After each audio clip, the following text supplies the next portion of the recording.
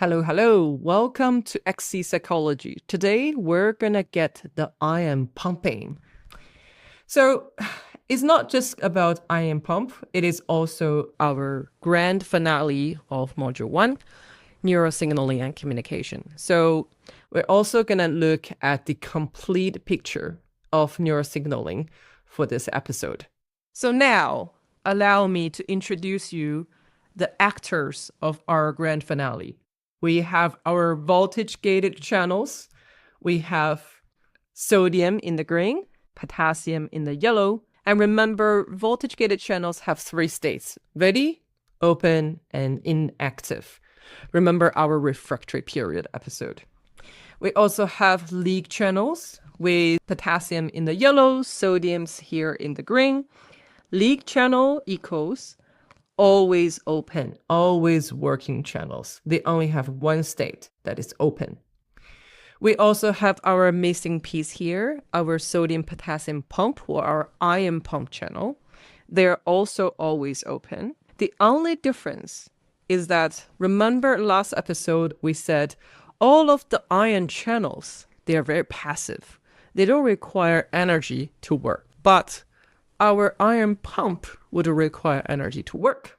How much? So 1 ATP to pump 3 sodium from inside the membrane to out, and 2 potassium from outside membrane in.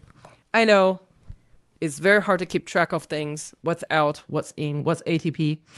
Don't worry about APT for too much at this moment. We'll have a dedicated episode to talk about ATP. And now, let's have a closer look. Okay, just to recap, we are looking at that beautiful neuron again, and we can identify our familiar friends now. So we have our dendrites, the little tree structure here. We have our soma, the circle here. We have our axon hillock, the beller or the volt counting mechanism that informs the axon initial segment whether to initiate action potential or not.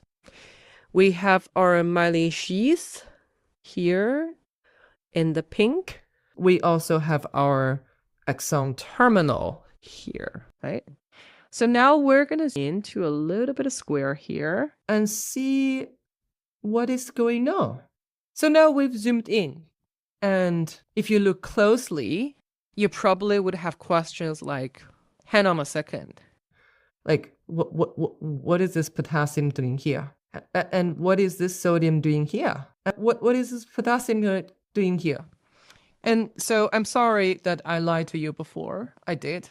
Before, remember, we're looking at very bare bone diagrams. And now as we grow our knowledge, the diagrams become fuller as well. So it is not that there's absolute 0 sodium inside the membrane, absolute 0 potassium outside the membrane. Hey, remember, they flow in and out based on the stages. But even at the resting state, at the resting membrane potential, we have all of them in and out. It's just a matter of quantities. So if you look at sodium, we have 114 millimolar outside, 12 to 15 inside. If you look at potassium, we have 4 to 5 outside, 140 inside. Chloride, about 110 outside, 5 to 30 inside. It may vary. Calcium is about 1 to 2 outside and way less inside. So now we are looking at our familiar old friends here. We have our action potential voltage change over time. We have our, refractory stages or period after the action potential. I think the best way to understand how the channels and pump work together is we just go through the voltage change over time together again. Ready? Let's go. From resting membrane potential. So at resting membrane potential, we have our voltage gates here, all the way through.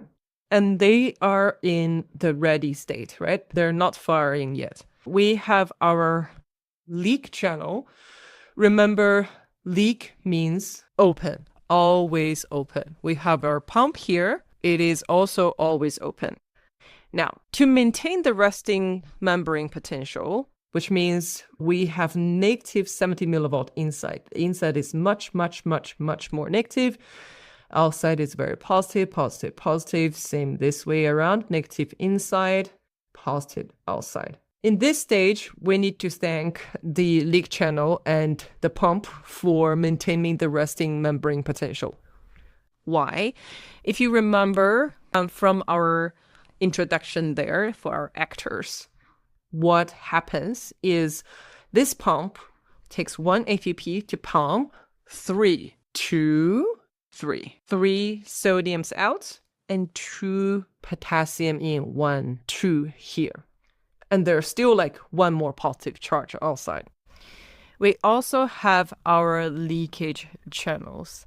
And by the way, the leak channel for potassium has a much more significant contribution than the sodium. So it's constantly leaking positive potassiums outside.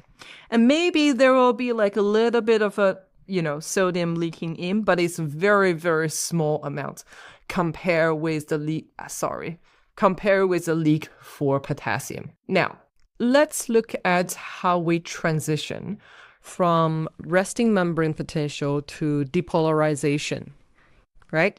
So remember what always happens is here we have some positive charges banded here, the neurotransmitters, the inside becomes increasingly positive, and the acyl helix says, okay, the excitatory is much more than inhibitory, let's fire.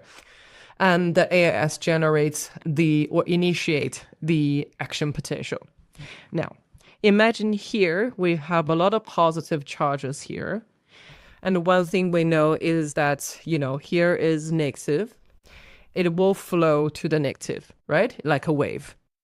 So what happens here is that our gate state will change, particular for the sodium channel. Now, instead of ready, the sodium channel is open, right? Imagine this one, it is open as well. And what happens when the sodium channels are open? The sodiums with positive charges will travel in, and make this area increasingly positive, right? Increasingly positive. No more negative, very positive, very positive. Until we hit the threshold of what? Minus 55 millivolts. And it decides fire, and hopefully we reach the peak of 30 millivolts. And it will go to the next section, go to the next section, go to the next section, right? Now, before we go further, let's look at our voltage gates change over time again.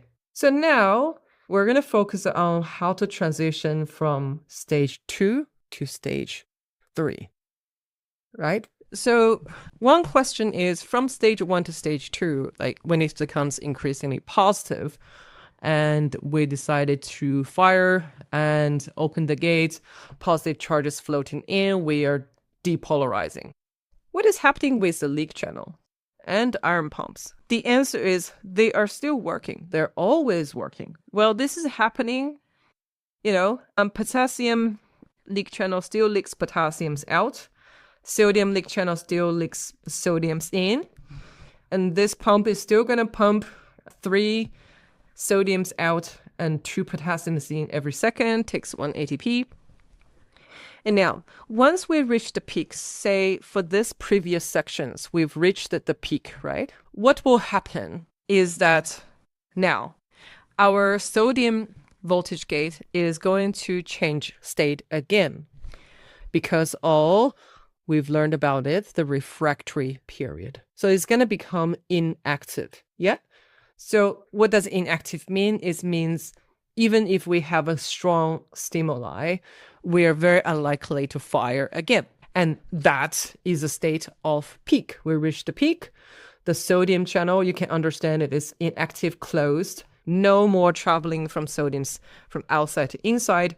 Now, what is happening with our leak channels, right? And our ion pumps? they are still working because they are always on. They're still pumping the ions in or out, and they're still leaking the ions in and out. And now we're going to look at the next stage. So next, we're going to repolarize because our neural system cannot be excited all the time. Once the action potential has fired, we need to repolarize or calm down, right? So a couple of things will change. We already know that our sodium channel here are becoming inactive.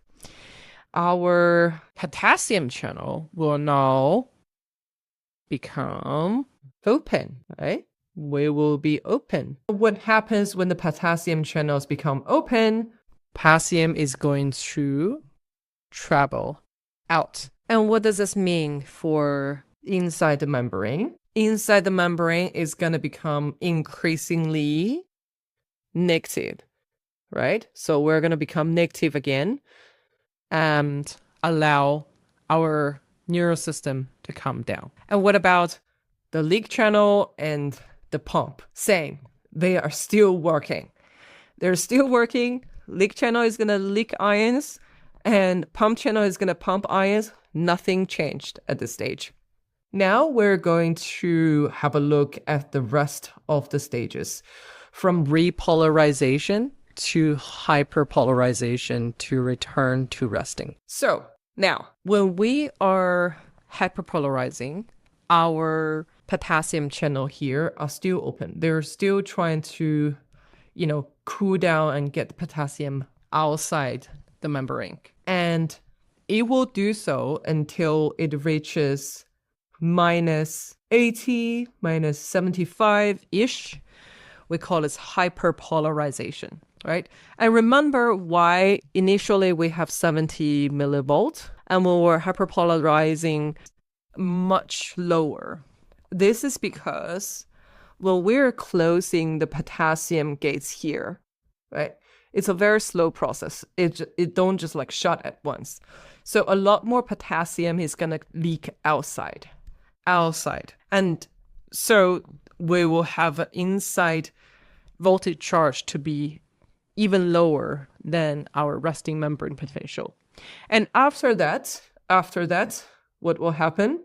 Our potassium channel now will become inactive, right? It will become inactive, and hopefully slowly with the work of our leak channel and our ion pump, our neuron will return back to resting membrane potential. What is happening when we are hyperpolarizing, repolarizing, hyperpolarizing, return to membrane potential?